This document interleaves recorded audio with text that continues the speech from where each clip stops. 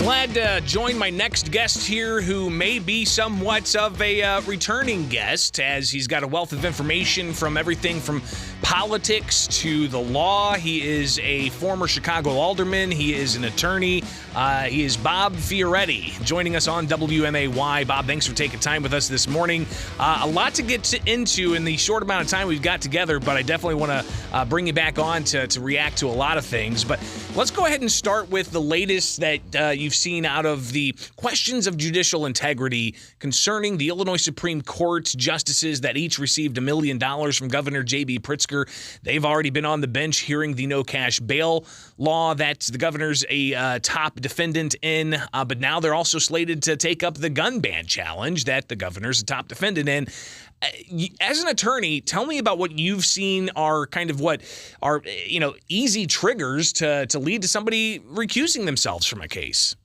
Well, I have to say thanks for being here this morning, but let me just talk about the case. I know both of the Supreme Court judges. I know all of those from Cook County, and these two are outside of Cook County. But let me just say, I do believe they're ethical.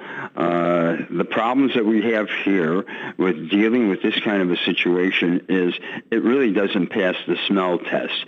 In Illinois, it may be not unethical under the rules. I served both in the Chicago Bar Association Board of Managers and the Illinois State Bar General Assembly. Way back when, in a case in West Virginia, the U.S. Supreme Court ruled on a matter, then on somebody that had given, I think, $3 million to aid a justice's campaign to overturn a decision of $50 million.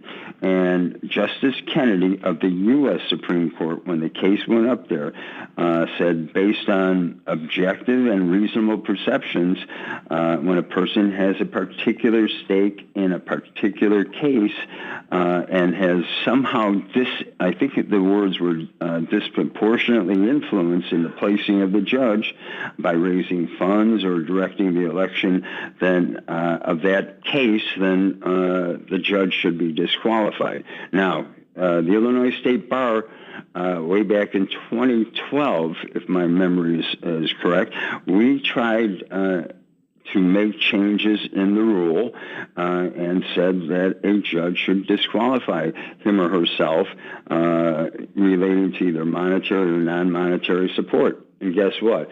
That rule was never adopted by the Illinois Supreme Court, even though the Illinois State Bar Association adopted it and said we should go forward with it. It just doesn't pass the smell test. And like I said, we have the governor who paid $1 million from two different sources that are directly related to him, his own campaign fund and his personal trust.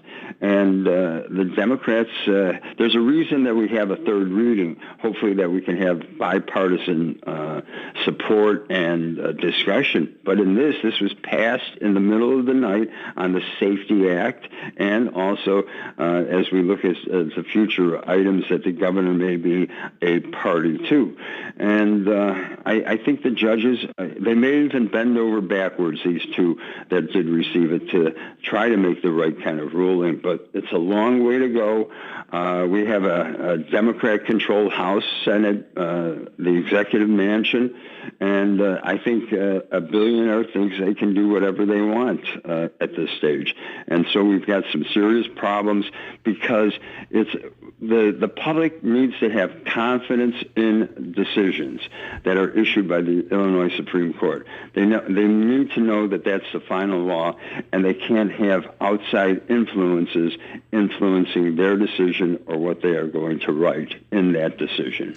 Bob Fioretti with us, former Chicago Alderman and attorney, and somebody who's watched these types of recusals happen for much smaller concerns here. But I want to get your reaction to what the governor had to say yesterday when he was asked about this. He kind of brushed it off, again, calling it right-wing concerns. And here he is talking about how, hey, he's just the governor. He's just the guy who's heading the state. It's not about him personally. Here's the governor. The truth of the matter is that my name is on these suits because I am an official representative of the state of Illinois. Is that a legit defense that there's no conflict here because he just so happens to be, the governor of the state, despite him being the one that signed and enacted the gun ban? I'm smiling here and almost laughing out loud because it's absolutely ridiculous. He did have an influence and a role in making sure that these two individuals were elected. This Safety Act was pushed by a lot of progressive groups that were trying to change the law to make it our state to be the first state that has no bail. I've run for offices before, and I've always raised the issues that when you're looking at a criminal defendant, you've got to look at certain items and you're taking away the discretion of the judges in this case, statewide, but you got to look at the seriousness of the crime, the background record of that individual, and do they pose a risk to the community? And are they a flight risk? So all of those factors have to be looked at. And when you take away discretion of judges, you're harming the public at large. And for the governor to say that kind of statement, he knows better. That's the problem with no checks and balances on our current system that we have. And change has to happen sooner rather than later.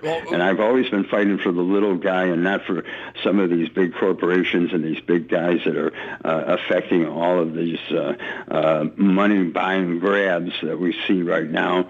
And with the Democrats controlling and giving money to such and such, we're going to need to get on the ground and make change by the people themselves and get out and vote. Well, we'll be watching closely what happens and maybe even delving a bit deeper with you into what the Judicial Inquiry Board is all about here in Illinois. And we'll have to also have you back on to talk about Chicago politics because things are interesting, especially with just, 2 weeks before voters decide who the next mayor of Chicago is. But this is all the time we've got. Bob Fioretti, thank you so much for taking time with us today. Glad to have you part of the show, and we'll talk again soon, okay? Great to be here. Thank you, Greg. It is Springfield's Morning News on 92.7 WMAY, Springfield's News and Talk. And stay tuned. We got